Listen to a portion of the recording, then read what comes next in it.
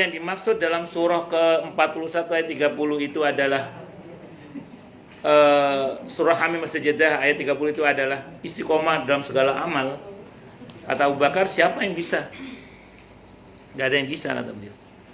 Maka kata beliau yang dimaksud istiqomah dalam ayat itu adalah istiqomah dalam keyakinan Rabbunallah, bahwa Tuhan kami adalah Allah, yang memelihara kami adalah Allah, yang mengatur nasib kami adalah Allah, yang mengatur hidup kami adalah Allah. Maka jangan berharap kecuali hanya kepada Allah. Jangan bersandar kecuali hanya kepada Allah. Berharaplah hanya kepada Allah, bersandar hanya kepada Allah. Ya Allah, saya punya anak nih, nasibnya Engkau yang ngatur ya Allah, bukan hamba yang ngatur. Manusia boleh berskenario, tapi semua adalah Engkau yang menentukan ya Allah. Maka hamba serahkan anakku padamu ya Allah, untuk Engkau bahagiakan, untuk Engkau jaga, Engkau untuk didik, untuk Engkau bimbing. Singkata menyerahkannya kepada Allah. Kalau dipikir dia punya bu, dipikir dia punya, stres. Saya itu punya rumus dari dulu itu gini, kalau saya pribadi ya, selagi masih bisa saya pikir, saya pikir. Karena dipikir, saya serahkan sama Allah.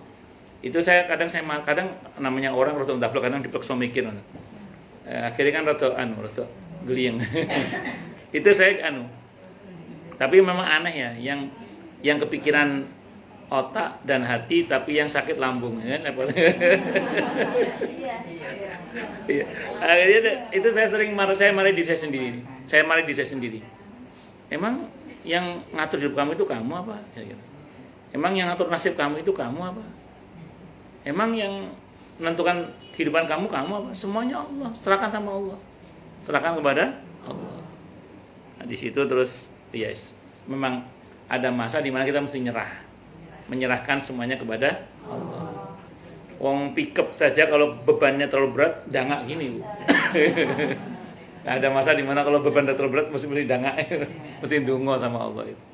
Harus banyak berdoa sama Allah. Itu gitu bu ya. Nah, jadi jalani hidup gak usah pusing, karena perintah pusing tidak ada. Kalau perintah berpikir ada.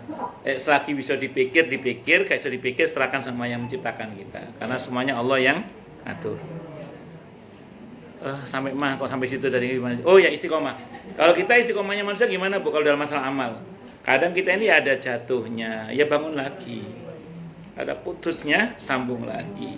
Ada kotornya, mandi lagi. Capek, istirahat, jangan berhenti, lanjut lagi setelah itu. Maka kan mungkin ibu pernah tahu pembahasan tentang futur nih. Futur itu muwales itu. Nah, itu dalam Islam ada pembahasannya bu, muwales. Futur itu muwales. Muwales itu iya, itu futur. Itu dalam Islam sederhana bu. Itu wajar kata Nabi. Asal futurnya masih pada perbuatan yang benar, yang sunnah, masih selamat dia. Contoh misalnya, oke ya Allah, hari ini hamba tidak sempat baca Al-Quran, saya kompensasi dengan sholawat, dengan istighfar, atau dengan sedekah. Ya Allah, maafkan hamba hari ini duhanya cuma 2 rakaat, biasanya saya berapa, dikompensasi dengan apa. Enggak dosa sih, mau itu bukan kewajiban kan, cuman kita melatih istiqomah dengan cara mengkompensasi seperti itu. Atau ya Allah maaf, tidak sempat zikir pagi tadi karena sibuk, mau ada seminar parenting misalnya, terus saya ganti siang ya Allah, tidak ada masalah. Jadi dalam Islam itu mengganti waktu zikir yang biasanya kita lakukan di waktu apa tertentu itu tidak ada masalah. Sampai situ bisa dipahami ya? Nah, sampai situ. Nah, wis, singkat kata singkat cerita, itulah kita bu. Tapi kalau udah futurnya jatuh pada perbuatan maksiat, naudzubillah ya, mual terus males terus nggak sholat, nggak ngaji, udah mati kayak berhenti dari semua itulah, atau malah berbuat maksiat yang lain-lain. Maka itu yang kata Nabi, awal bisa celaka itu. Kalau sampai mualnya itu pada perbuatan maksiat, mualesnya, iya. Maka kita ini tadi saya ulang bu, capek ya istirahat, nanti lanjut lagi, jatuh bangun lagi, putus sambung lagi, kotor mandi lagi. Ibu-ibu tadi pagi mandi, siang dekil lagi, mandi lagi nggak? Kenapa? Karena kita pengen bersih. Kita ngepel rumah, nyapu rumah. Kita tahu nanti sore kotor juga kan? Tapi kita ngepel juga kan? Kenapa? Karena kita butuh bersih. kita makan, kita tahu nanti juga akan lapar lagi. Tapi kenapa kita makan? Karena kita butuh kekuatan dengan izin Allah. Jadi intinya itu aja sih sebenarnya. Istiqomahnya manusia itu. Baik. Begitu kena bitoko bu langsung menang dia. Menang, bitoko la ilaha illallah itu langsung menang. Begitu menang, nanti ada lanjutan ceritanya yaitu ke mizan. Di mizan. Silakan. Jadi yang akan datang insya Allah kita bahas mizan. Insya Allah. Udah ketangkep ya pesan-pesan keselamatan ya. Kisi-kisi supaya kita itu selamat ya di mizan, di kemarin hisab itu. Ya, monggo silakan yang mau tanya. Tinggal mengamalkannya aja. Semoga Allah beri kita taufik untuk bisa mengamalkan dengan baik dan benar. Amin insyaallah. Monggo Bu Agus. Nggih. Nggih. Jadi Ustaz, kan ada yang dalil tentang sholat selama 60 tahun tidak diterima ya. Terus Bu, terus. Itu gimana sebenarnya? Iya, sambun. Nggih. Itu yang pertama Ustaz. Oh, nggih, yang kedua. Yang tadi masalah kafir kan tadi dibilang kafir ada yang ditimbang. Maaf, karena kafir itu berarti kan non muslim ya. Sambun. Nggih. Iya, sambun nggih. Nah, saya jawab. Yang pertama berkenaan dengan ada riwayat yang menyebutkan ada orang sholat selama 60 tahun terus pada akhirnya dia masuk neraka hanya gara-gara sholatnya itu nggak dianggap tidak sholat itu kalau saya nggak salah itu bukan hadis ya tapi perkataan sahabat yang saya tahu. Saya lupa sahabat siapa, lupa Abi Dzar atau siapa radhiyallahu anhu itu yang mengatakan kalau begini terus cara sholatmu dan mati dalam keadaan sholat seperti ini, maka kamu akan mati dalam keadaan tidak di jalan agama Nabi Muhammad SAW. Itu maksudnya gitu. Itu beliau mengomentari orang yang sholatnya nggak tumakninah satu, nggak tumakninah sholatnya. Yang kedua mengomentari orang yang sholatnya itu ruku dan sujudnya itu nggak beres. Nah, jadi memang gini Bu, ada beberapa hal yang fatal dalam sholat kalau sampai itu kita kerjakan. Kalau bahasanya Nabi itu sholli fa innaka lam tusolli. Sholat lagi kamu belum sholat. Itu orang-orang yang tidak tumakninah dalam sholatnya. Sholatnya nggak ada tumakninahnya, nggak ada tumakninahnya. Ya. Yang kedua, Nabi termasuk yang mencela orang yang sholatnya itu tidak serius dalam ruku dan sujudnya, sehingga kalau bahasanya Nabi dia pencuri sholat. Jadi rukunya dia tidak serius, kadang begini atau terlalu begini. Sujudnya tidak menempelkan dahi dan hidungnya, dan 7 anggota tubuh nempel di lantai itu tidak dia lakukan dengan serius. Nah, jadi itu yang Nabi cela sebagai pencuri sholat. Terus kemudian dalam hal sesuci, terutama wudhu di mana ada beberapa sahabat saat itu wudhu tumitnya nggak kena basuh. Itu dikatakan itu tumit nanti dibakar di api neraka. Itu kecaman ya bahwa orang kalau wudhunya nggak beres, sholatnya juga nggak diterima. Sehingga dikatakan la yaqbalullah sholatan bila tahurin. Allah tidak mau terima sholat yang tanpa ada sesuci. Ya, dianggap tidak bersesuci kalau kita wudhunya nggak beres. Kalau mengenai najis, ulama agak lebih ringan aturannya. Kalau ibu bicara soal najis itu rukhsahnya banyak, keringanan banyak keringanan. Tapi kalau masalah sesuci, wudhu, tayamum atau mandi besar, itu memang aturannya sangat ketat memang itu. Makanya kita harus betul-betul belajar. Kalau soal najis, kan ibu mungkin pernah mengalami sholat, tahu-tahu baru ingat, ya celana dalam belum diganti misalnya gitu ya. Itu kalau di fikih sunnah teruskan aja, kan tidak wajib ada. Itu seperti itu. Dan masih atau najis yang sulit dihindari.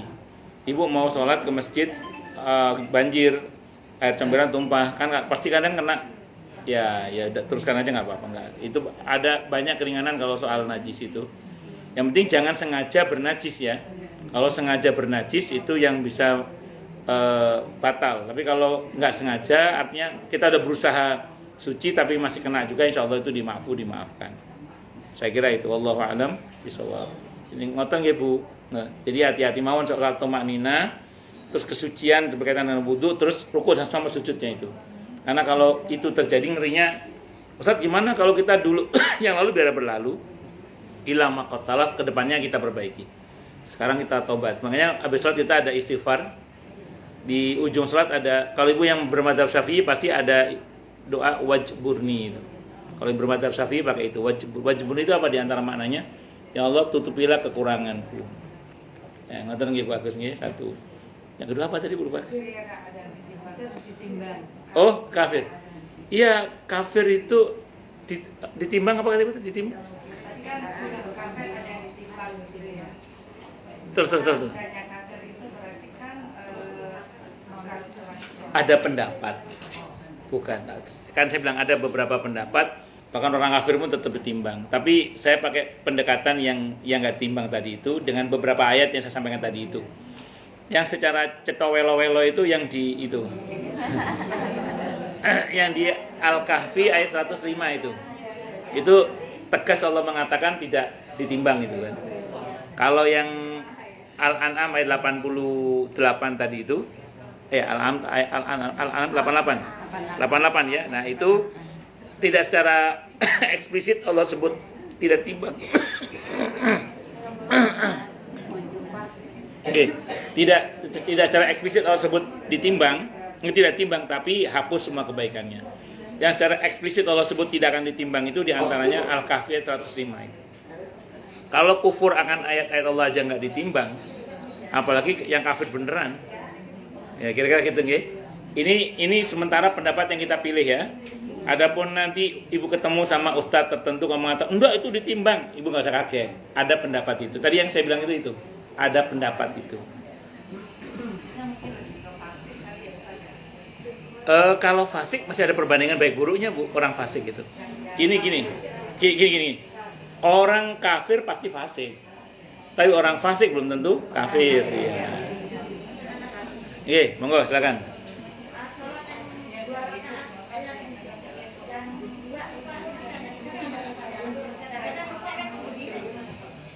Oh, nggih. Si.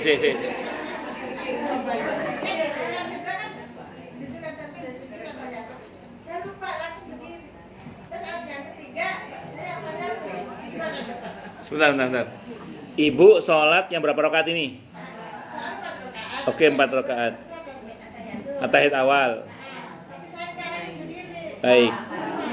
Ya, kalau lupa aja nggak apa-apa. Ya nanti sebelum salam, kalau ibu ingat ya, sebelum salam ibu sujud sahwi.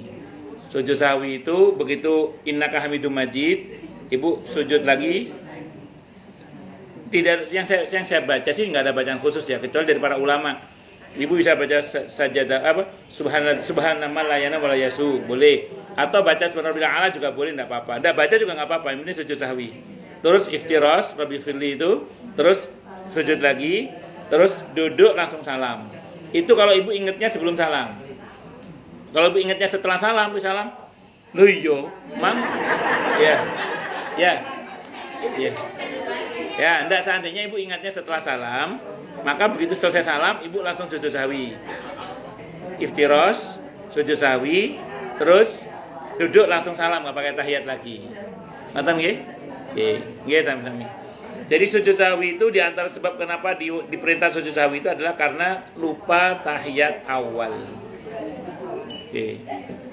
Monggo yang lain silakan kalau ada. Belum asar kan belum ya? Apa? Belum. Nggih. Monggo yang lain kalau masih ada Bu, monggo. Nggih, monggo Bu. Oke, silakan Bu.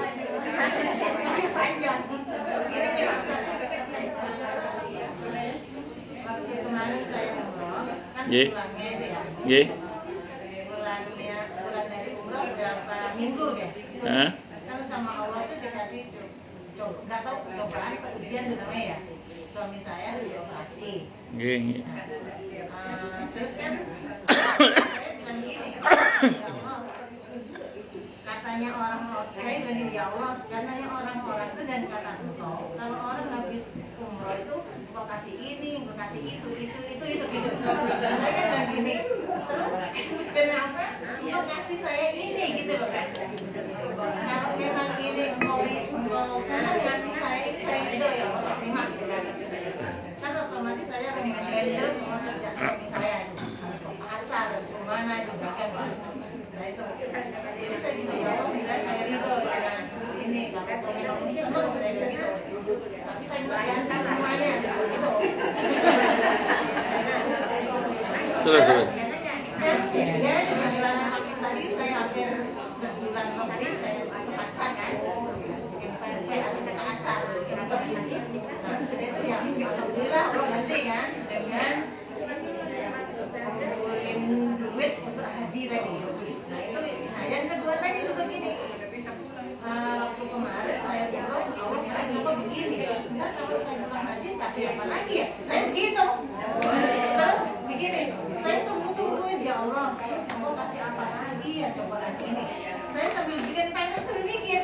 Kadang-kadang saya sambil mikirin berat ya Allah jangan ini ya Allah, tak kuat saya bilang gitu. Terus saya begini lagi ya Allah jangan ini ya Allah, takut tak kuat saya. Jadi saya itu gak mikir loh, kira-kira seminggu. Nah saya gak mikirin, cuman itu masih ada. Dan apa lagi yang mau datang? Tiba-tiba anak saya telepon, Mak, motornya hilang. Alhamdulillah, oh ini cobaannya. Saya langsung begitu aja Ustaz. Ini kok, ini ya Allah cobaannya ya. Alhamdulillah, Alhamdulillah, ya Allah. Kalau ini cobaannya, aku minta gaji yang lebih banyak, bagus gitu. Saya lama atau dulunya Pak Ustaz sama Allah? Iya. Ya, sudah. Sebenarnya yang boleh begini ya hanya ibu aja, yang lain tidak boleh. Yang lain tidak boleh, ibu aja yang begitu, yang lain tidak boleh. Karena ini kan gini ya, ada sebagian ulama kita itu kalau berdoa itu gini. Ketika saat itu lama nggak turun hujan ya, banyak orang yang berdoa minta turun hujan nggak turun-turun. Beliau doanya gini, ya Allah, apa sih ruginya menurunkan hujan? Udah turun aja hujan. Itu ada yang begitu modelnya itu. Imam Syafi'i itu pernah takziah kepada orang yang meninggal dunia. Kata Imam Syafi'i gini doanya, ya Allah, nggak ada untungnya kan nyiksa dia. Udah ampuni aja lah ya Allah gitu. Sa'ad ibn Ubadah itu kalau doa sama Allah gini, ya Allah, hamba adalah orang yang tidak pantas diberi sedikit. Itu Sa'ad bin Ubadah. Nah itu kan boleh dilakukan oleh orang-orang yang memang dia ada rasa kepada Allah itu. Mas saya bilang untuk ibu hanya ibu aja yang boleh, yang lain nggak boleh. Jadi jangan coba-coba tiru-tiru ibu ini. Ini kan rasa ibu kepada Allah kan. Yang saya garis bawahi dari ibu adalah oke, ya Allah, asal engkau seneng, hamba terima ini, nggak ada masalah, hamba terima. Tapi hamba mohon yang lebih banyak lagi ya. Ya itu dialektika ibu sama Allah aja lah. Saya yakin ibu tidak bermaksud mendurhakai Allah, tidak bermaksud ngelama sama Allah. Tapi saya berbaik sangka bahwa inilah bagian dari dialektikanya ibu kepada Allah. Dan ini tidak semua orang merasakan ini, dan tidak semua orang punya rasa ini. Nah, bisa dipahami. Makanya saya bilang tadi, yang begini hanya jenazah aja yang boleh, yang lain tidak boleh lah ya. Kecuali Anda punya rasa yang sama kepada Allah seperti beliau. Kecuali jenazah punya rasa yang sama kepada Allah seperti beliau. Saya kira ngoten nggih. Baik. Adiknya Bu Yahya nggih jenengan. Oh nggih. Lama enggak ketemu nggih. Kita tutup dengan hamdalah. Alhamdulillahirabbil alamin. Semoga kajian kita bisa bermanfaat, mubarakah fi dini wa dunya wal akhirah untuk kita, keluarga kita dan seluruh umat Islam semuanya. Dan mudah-mudahan kita semua dijadikan oleh Allah sebagai orang-orang yang sukses dunia akhirat, selamat dunia akhirat, bahagia dunia akhirat, dan dipermudah setiap urusan kita oleh Allah fi dini wa dunya wal akhirah. Semoga Allah limpahkan hidayah selalu untuk kita, semoga Allah tingkatkan selalu hidayah untuk kita, dan semoga Allah berikan hidayah untuk siapapun yang melihat kita. Subhanakallahumma bihamdika asyhadu an la ilaha illa anta astaghfiruka wa atubu ilaik. Sallallahu alaihi Muhammad wa ala alihi wasallam. Saya mohon maaf. Assalamualaikum warahmatullahi wabarakatuh.